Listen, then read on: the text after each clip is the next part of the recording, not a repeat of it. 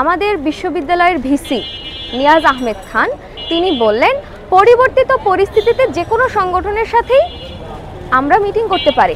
তার মানে কি আমাদের বিশ্ববিদ্যালয়ের ভিসি বলতে চান যে আজকে থেকে 10 বছরের মাথায় যদি ছাত্রলীগ এখানে আসেন এবং তাদেরকেও যদি পুনর্বাসিত করার চেষ্টা করা হয় সেই সময়কার প্রশাসন দিয়ে, এবং সেই প্রশাসনও যদি বলে পরিবর্তিত পরিস্থিতিতে ছাত্রলীগের সাথেও মিটিং করা যাবে, আমরা কি সেটাকে অ্যাডমিট করব? আমরা কোনো যুদ্ধাপরাধী গণহত্যাকারী সংগঠনের সাথে কোনো রকম গণতান্ত্রিক রাজনৈতিক আলাপ করতে পারি না। এটা স্পষ্ট আলাপ।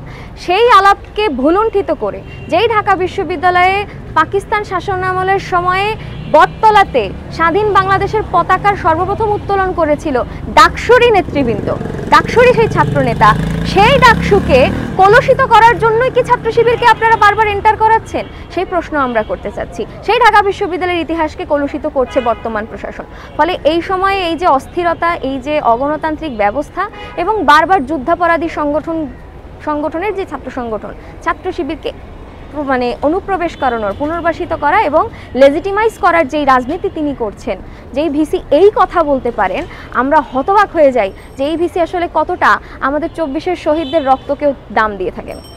আমরা আসলে বুঝতে চাই সেই বিষয়টা। ফলে এই ডাকসু আসলে কতটা গণতান্ত্রিক হবে সেটা একটা প্রশ্নের বিষয়, এবং এর পাশাপাশি এই প্রশ্নগুলোকে মীমাংসিত না করে ছাত্র সংগঠনগুলো একে অপরের সাথে অবশ্যই ওই মুখোমুখি ভূমিকাতে যেতে বাধ্য হয়েছে, এবং সেটা বাধ্য হওয়াটাই নৈতিক। আপনারা দেখবেন যে বিগত 10 আগস্ট রোববার বিকাল 3টায় ঢাকা বিশ্ববিদ্যালয় প্রশাসন ক্রিয়াশীল ছাত্র সংগঠনগুলোর সাথে একটা ছাত্র রাজনীতির রূপরেখা নির্ধারণ করার একটা মিটিং ডেকেছিলেন। আপনারা আরেকটু যদি পিছিয়ে যান, 5টা দিন পিছিয়ে গেলেই 5 আগস্টে আমরা দেখলাম যে টিএসসি অডিটোরিয়ামের সামনে যে মাঠ, সেই প্রাঙ্গণে হচ্ছে যে রাজাকারদের ছবি প্রদর্শন করে ছাত্র শিবির তাদের হচ্ছে যে আয়োজনটা রেখেছিলেন। তা আমরা যখন বামপন্থী ছাত্র সংগঠন করা, তারা যখন সেটার প্রতিবাদ করলাম, এবং শুধু বামপন্থীরাই না, এখানকার যে আপামর মুক্তিযুদ্ধের প্রশ্নে যেই সব শিক্ষার্থীরা এক মনে করেন, যারা মনে করেন যে 71-এর যে ঘাতক তাদের সেই যুদ্ধাপরাধীদের বিচার হওয়াটা অবশ্যই দরকার, তারা কিন্তু সবাই মিলে সেই প্রতিবাদের সামিল ছিলাম।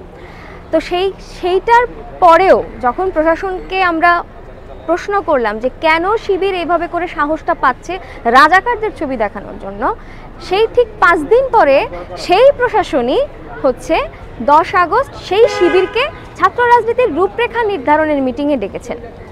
তার আগের রাতে আবার যেটা হলো যে হলগুলো থেকে মিছিল নিয়ে বাংলাদেশ গণতান্ত্রিক ছাত্র সংসদের নেতৃত্বে, এবং প্রথম দিকে শিবিরও হচ্ছে এখানে একটা ইন্ধন জুগিয়েছিল ছাত্র রাজনীতি নিষিদ্ধের নাম করে, কিন্তু পরবর্তীতে যখন সেই অ্যাটাকটা তাদের পানির ফিল্টারের ওপর দিকে চলে যায়, তখন তারা আবার কিছুটা পিছিয়েও সরে আসেন, এবং পরবর্তীতে হচ্ছে তাদের সভাপতির বক্তব্যও চেঞ্জ হয়ে যায়, বিশ্ববিদ্যালয়ের সভাপতির বক্তব্য পরবর্তীতে চেঞ্জ হয়ে যায়। তাহলে এই যে রাজনীতিকে বন্ধ করারও যে রাজনীতি, সেইটার মতো একটা অগণতান্ত্রিক পরিবেশকে বজায় রেখে এই প্রশাসন 10 আগস্ট আমাদেরকে সবাইকে মিটিংয়ে ডাকে। মিটিংয়ে ডাকার পরবর্তীতে আমরা বামপন্থীরা এবং বিশেষত আমরা সমাজতান্ত্রিক ছাত্র ফ্রন্ট এবং হচ্ছে বাংলাদেশ ছাত্র ইউনিয়ন এবং বাংলাদেশ জাসদের ছাত্র সংগঠন, জাসদ ছাত্রলীগ, BCL, এই 3টি সংগঠন সর্বপ্রথম এই মিটিং বর্জন করে আমরা বের হয়ে যাই।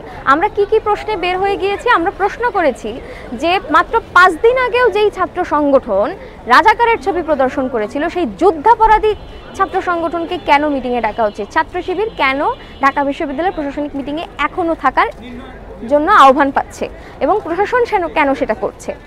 এই প্রশ্নে আমরা হচ্ছে যে সেখান থেকে বের হয়ে যাই। ফলে আমরা একটু প্রশ্ন করতেই চাই যে 71-এর ঘাতককে ডাকসুর ভিতরে অন্তর্ভুক্ত করে যেই ডাকসুর আয়োজন এই প্রশাসন করছেন, সেই ডাকসু কতটা গণতান্ত্রিক হবে? ডাকসুতে নারী নেতৃত্বটা আসাটা ভীষণ জরুরি, এবং একটি সুস্থ প্রক্রিয়ায় এবং একটি সুস্থ পরিবেশ নির্মাণ করার মধ্য দিয়ে, সুস্থ গণতান্ত্রিক পরিবেশের মধ্য দিয়ে সেই নির্বাচনটা নিশ্চিত করাটা খুবই জরুরি। গণ অভ্যুত্থানের পরবর্তী সময়গুলোতে কিন্তু অনেক নারীরাই রাজনীতিতে এসেছেন, রাজনীতিতে আগ্রহী হয়েছেন, যেই ঢাকা বিশ্ববিদ্যালয়ের নারীরা হচ্ছে রাতের গেট ভেঙে স্বৈরাচারের বক্তব্যের প্রত্যাহার করার দাবিতে নেমেছিল 14 জুলাই রাতে, এবং গণ অভ্যুত্থানের পুরোটা সময় পুলিশের চোখে, ছাত্রলীগের চোখে চোখ রেখে খুবই স্লোগান দিয়ে মানুষকে উৎসাহিত করছিল, সেই নারীকে, এই ঢাকা বিশ্ববিদ্যালয়েরই এক নারী শিক্ষার্থীকে আমরা দেখলাম 5 আগস্টের পরে একজন হেনস্থাকারী তাকে হচ্ছে পোশাক নিয়ে প্রশ্ন করে হেনস্থা করলো, এবং সেই হেনস্থাকারীকেই আসলে সমাদরে বরণ করে নিয়ে আসা হলো। সেই নারীর কিন্তু নিরাপত্তাটা নিশ্চিত করা যায় না, এই বিশ্ববিদ্যালয় প্রশাসন কিন্তু সেই নারীর নিরাপত্তাটা নিশ্চিত করতে পারেননি,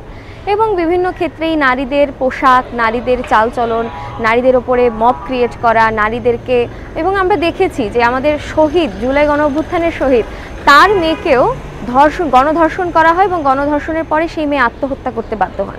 তাহলে এরকম একটা মানে অসুস্থ পরিবেশকে জিয়ে রেখে নারীর জন্য রাজনৈতিক পরিবেশটা কতটুকু নিরাপদ করা হচ্ছে সেটা কিন্তু একটা প্রশ্নবিদ্ধ জায়গায় রয়ে যায়।